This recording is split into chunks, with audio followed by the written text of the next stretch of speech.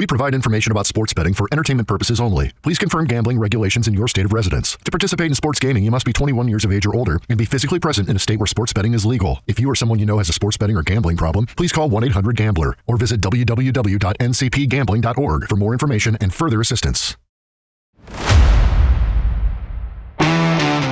Ladies and gentlemen, welcome to the Spread Zone, where we dig into the numbers to find you the smartest bets.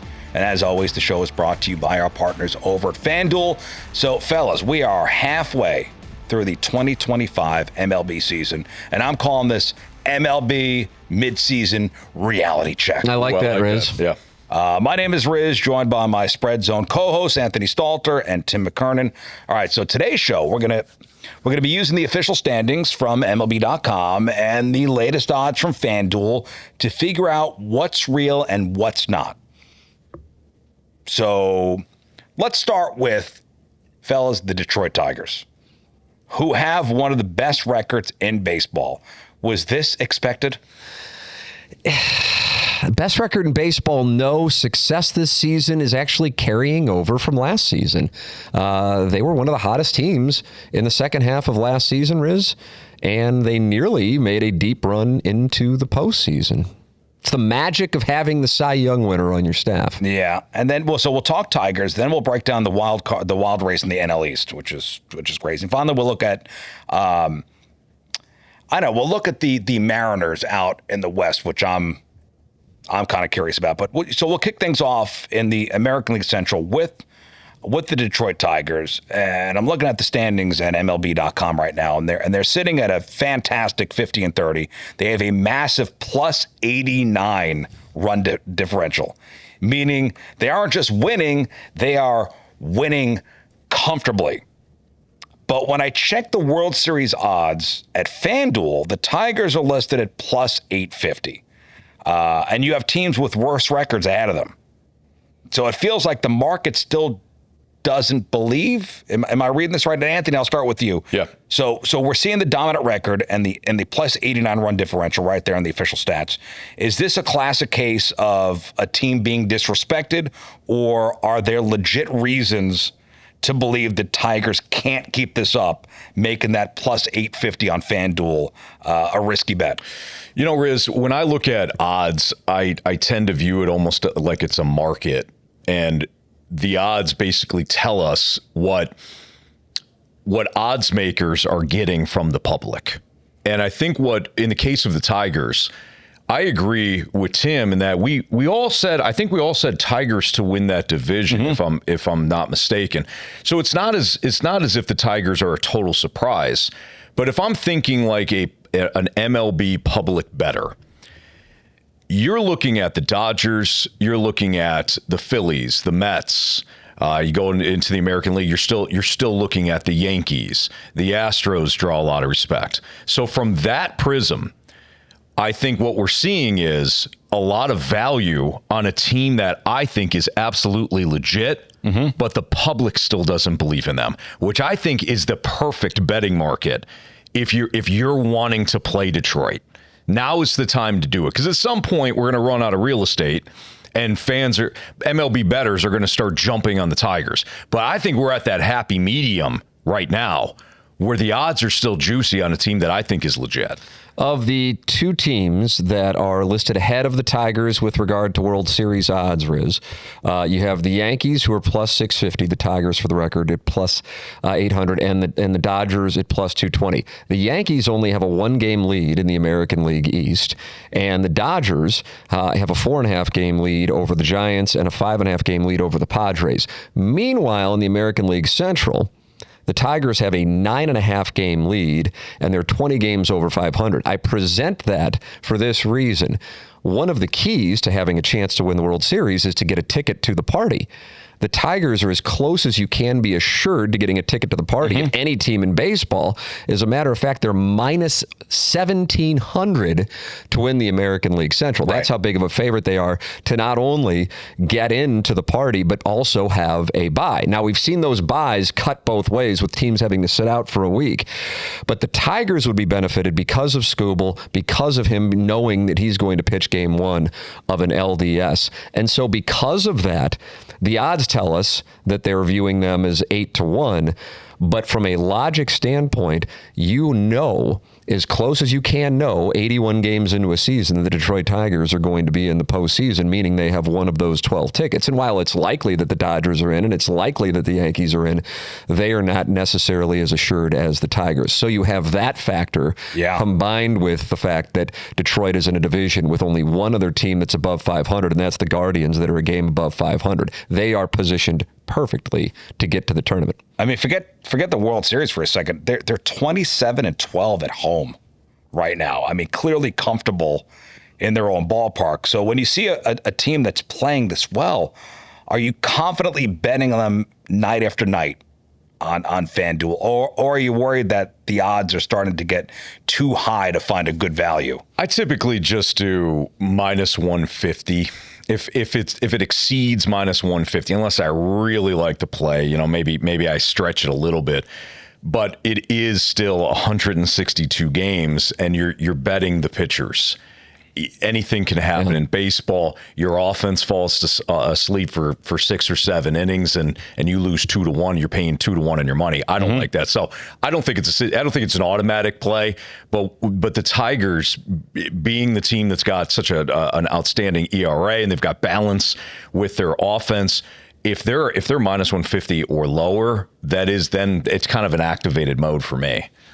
The other element of the Tigers right now is because they are so far ahead, they are one team that not only you can be confident that they are going to be aggressive at the trade deadline, also logic would tell you that means the team is going to likely improve in August and September and therefore be ready for October because of acquisitions at the deadline. So from that standpoint, you'd be betting on a Detroit Tigers team to win the World Series that would most likely have a stronger roster by the time October rolls around. That will get better. Because they are in such a strong position that for them not to improve at the deadline would be, at this point, a mistake. So, therefore, you're getting value on that side of the World Series bet as well. See, I think, to me, I think it's the most fascinating team to watch in baseball because we all thought that the Dodgers would be. We were talking about the Dodgers breaking the wins, right? The all-time wins record this season. Yep.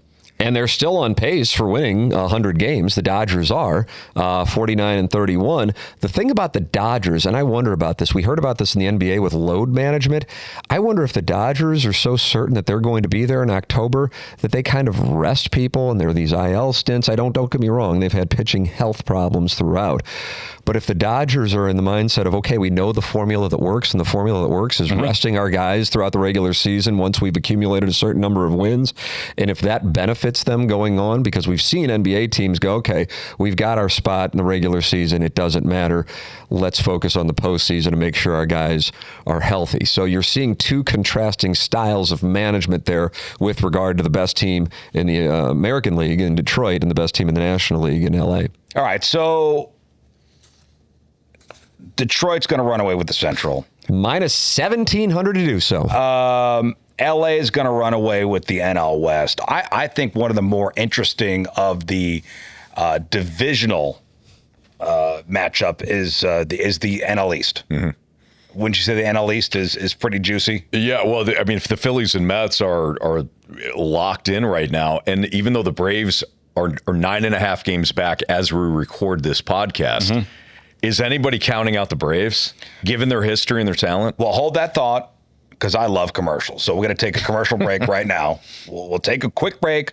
We'll come back on the Spread Zone. The second half of the season is here. There's no better place to get in on the action than where our friends over at FanDuel. FanDuel it is. So stay there. We'll be back with the Spread Zone. And we're back on the Spread Zone. Let's turn our attention to the NL East, which is an absolute dogfight. The Phillies are in first place, 47-32. But the Mets, right at their heels, 1.5 games back. What's really interesting is their run differential. The Mets have a stellar plus 57, while the Phillies are at a solid plus 40. Both are clearly excellent teams.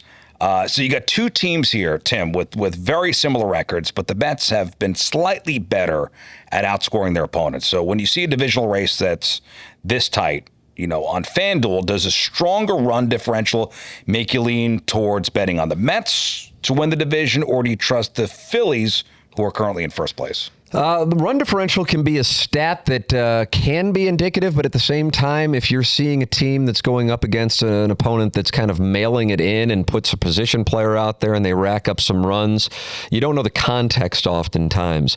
What I would look at right now is when the Mets are going up against the National League East opponents, which is what they have been doing over the last week and change as we sit here, and then the Rays, they have been an absolute dumpster fire going up against the Braves and the Phillies, and before that, the Rays. As a matter of fact, they've won one game since June 10th. So this has been a disaster for the Mets. I don't know if it speaks to them playing some tougher competition, but the Mets have had some real problems as of late. At the same time, in the first segment, I mentioned how the Detroit Tigers are a team you can be sure is going to be aggressive at the deadline.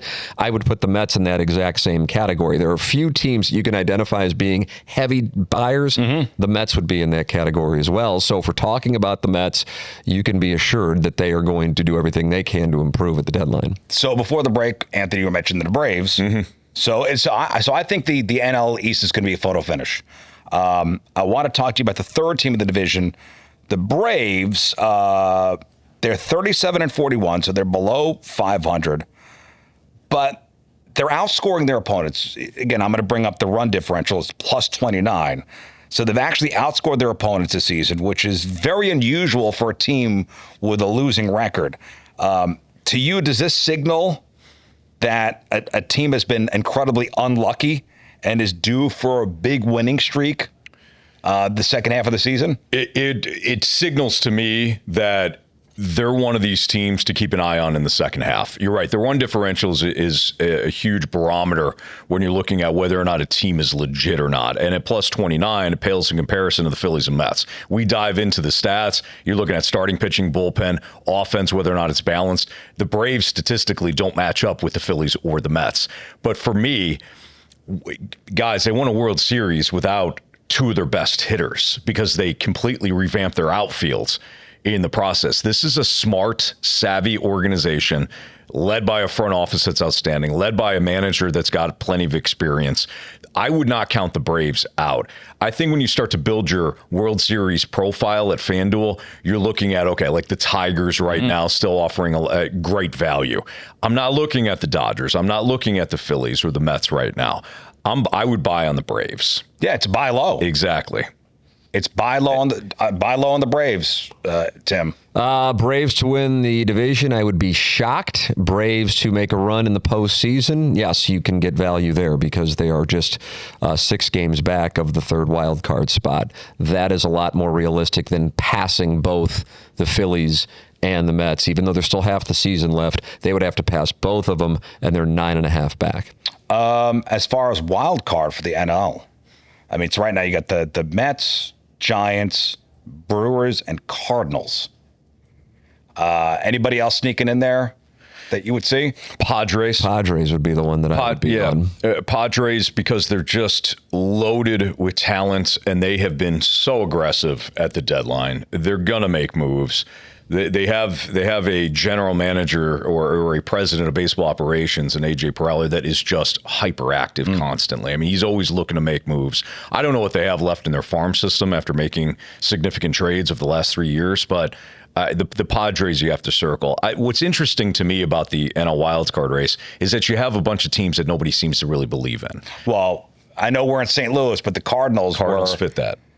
We're definitely fitting that category of, oh man, they're a rebuilding year. It's, they're going to get rid of their manager. Yep. All is lost. They're plus 41 run differential. Now, I don't know if they have the starting pitcher. The starting pitching has been good. It has exceeded expectations.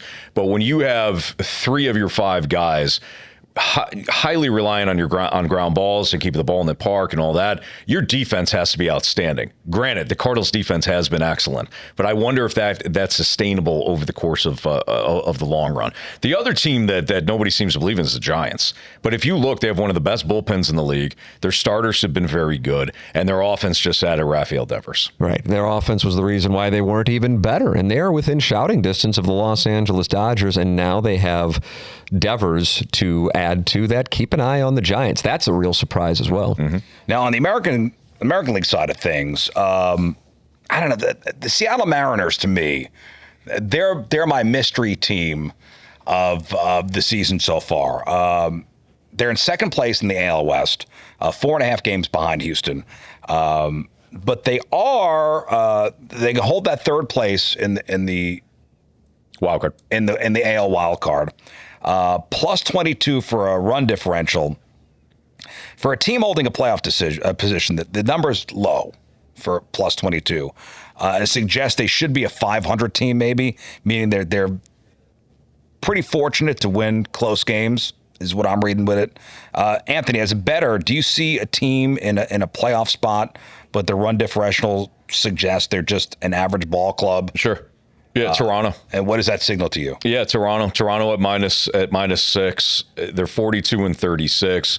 You expect that to kind of even out at some point. Now, at -6 isn't a deal breaker, so to speak. But when I'm looking at the Rays at plus 74 or the Mariners at plus 22, the Red Sox at plus 10, I think Boston's going to be active at the deadline. Yeah. If you add Alex Bregman, and then you trade Devers, and I think the Devers deal, we all know, I mean, it ran its course because of the Bregman thing. You're going to look to add. So Boston at plus 10 is interesting, but you getting back to the question of you're looking at these run differentials and you're saying to yourself, you're not for real. Toronto's that team, and I'm surprised by Cleveland.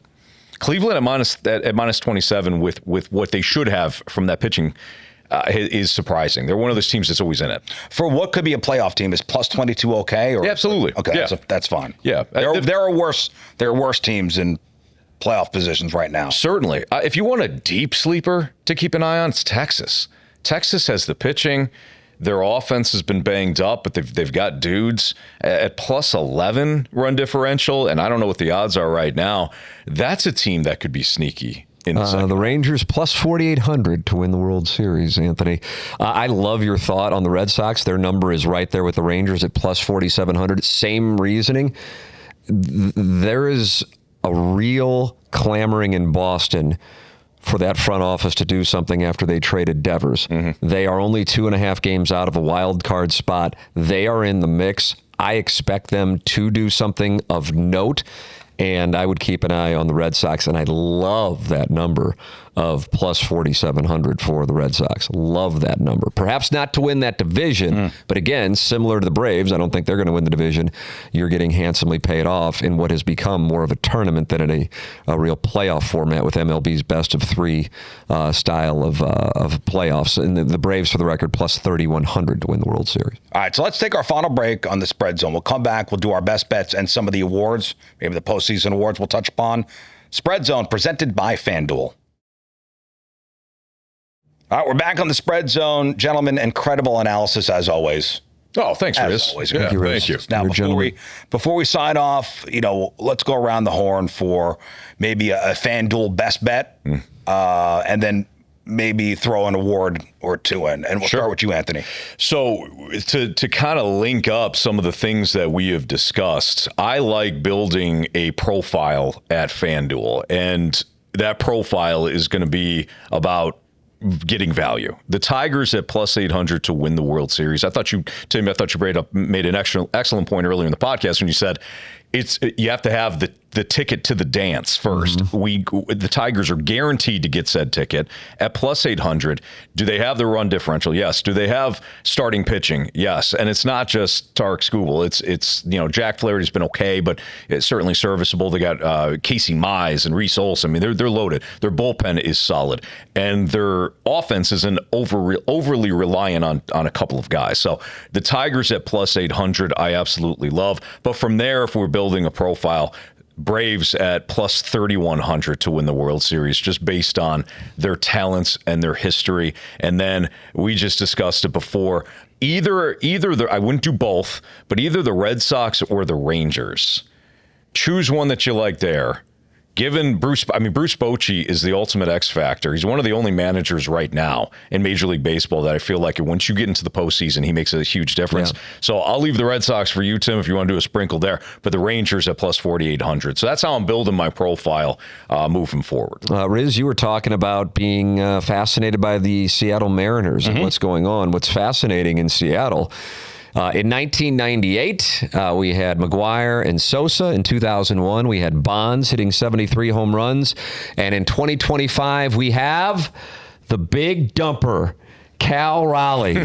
Cal Raleigh is now live to break Barry Bonds' home run total before the All-Star break, the record of 39 set in 2001 when he hit 73 home runs. Cal Raleigh at this point is at the pace to break that and hit 40 home runs before the All-Star break. I would imagine 90% of the country, baseball fans know about him, but the 90% of the country wouldn't even know his name, wouldn't know who he is. And he is plus 500 to win the American League MVP. That is second. Now, Aaron Judge is a monster favorite. He is minus 1,000. But if Cal Raleigh hovers around the 60s in home runs, or can you imagine if he hit 74 home runs? I mean, can you imagine that? And the Mariners get into the playoffs, I think Cal Raleigh becomes a name that is in the mainstream because it comes out of nowhere, plus the nickname of the big dumper. And to get 5-1 on my money on that, I'll take that all day long. Now, if I was getting 5-1 on my money and there were a bunch of guys in between him and Aaron Judge, different story. He's second in the odds, but I'm getting 5-1, and he could do something that at this moment, most of the country, including some baseball fans, don't even know that he's doing, and that is breaking Barry Bonds' first half home run total, hitting 40 home runs before the All-Star break. It's unbelievable. I mean, he went 2 for 4 as we're sitting here last night, but it ended his home run streak at 4 games. The guy has just been raking. He's a catcher for the Mariners, and he might break Bonds' record. That's amazing. Yeah, it's insane, and he's 5-1 to win MVP. I'm going to take the Atlanta Braves to make the playoffs. It's at plus 250. Their positive run differential just tells me they're a better team than their record says. So I think they're going to have a hot second half. Yep. So at plus 250, my best bet is the Atlanta Braves making the playoffs. I like that. Can I do an award? Sure, yeah. I like your big dumper play. Big dumper. Can I raise you? Oh, I'm getting raised. So the National League, Paul Skeens. We all know Paul Skeens. 1.85 ERA as of this recording. He is a clear favorite to win the Cy Young. Minus 550. May I interest you in somebody with a higher strikeout rate, a lower walk rate, and an ERA that, while not great, not Skeens-like, still outstanding at 2.49. Give me Logan Webb of the Giants to win the NL Cy Young. Wow, a little sneaker play. That's intriguing because the Giants are a team. Anytime you're wanting to look at these awards at the end of a season, manager would be the one most synonymous with it, the guy whose team was not picked to do well, and then they got to the postseason. That tends to be the manager of the year. It's very difficult for, say, Dave Roberts or Aaron Boone to win manager of the year because of the expectations those franchises have. What's going on in San Francisco is a pleasant surprise. That's another team that is in the mix that was not expected to do so. And so whereas Skeens is relegated to, being irrelevant in Pittsburgh, if Logan Webb and the Giants wind up somehow catching the Dodgers or being forceful in the postseason as, say, the 4 seed in the National League, he's going to get a lot more attention for the Cy Young, and you're getting 13-1 on your money. Well, you just brought up something interesting, too, with Bob Melvin. So the Cubs' Craig Counsell is minus 260 to win the Manager of the Year of the National League. Melvin's plus 500. Yeah, 5-1 on your money on something like that, where that's the team that right now, I would say along with the Cardinals actually would be the two that have superseded expectations around baseball that are getting attention. Perhaps the Giants more so over the last couple of weeks because of the Devers trade, but that would be great value at 5-1. Ollie Marmol plus 1,000. 10-1 on your money. So 10-1 on your money. Maybe a sprinkle, Riz, with either Melvin or Marmol. All right. To win the National League Manager of the Year, excuse me. Any other sharp plays you guys want to tell the people about? So I just wanted to reiterate here, when we're talking about betting at FanDuel, we're looking for value. Mm-hmm. It'd be one thing to just sit here and say, well, the Dodgers are going to win the World Series. We're looking for value. We're looking for plus odds. We're looking to kind of diversify the rest of the season and just find plays that's going to add value. So when you're looking at this podcast, you're like, oh, these guys think the Giants going to win it all. No, just we're looking to cash. And cash big. Yeah, and hit on something where you're getting a substantial amount of money return with these numbers. And keep an eye on teams like the Giants and teams like the Braves, which right now they would be flying under the radar relative to either their expectations in the case of the Giants or their performance to date in the case of the Braves. Yeah, it's easy to put money on the Tigers to make the playoffs. Yeah. But the Braves are taking a little bit of chance and maybe be able to make some money. Rolling the dice, not as high as stakes, obviously, as laying the minus 1,700. Yeah. But still, we want to see everybody succeed. Exactly. That's what the spread zone's all about. Yeah, it's a profit center. Yeah. So that was great looks for the rest of the year. That's all the time we got for this episode of the Spread Zone, brought to you by our amazing partners over at FanDuel. Thanks, Tim. Thanks, Anthony. Thank you, Riz. Make sure to check out all the odds we talked about today on the FanDuel app. We provide information about sports betting for entertainment purposes only. Please confirm gambling regulations in your state of residence. To participate in sports gaming, you must be 21 years of age or older and be physically present in a state where sports betting is legal. If you or someone you know has a sports betting or gambling problem, please call 1-800-GAMBLER or visit www.ncpgambling.org for more information and further assistance.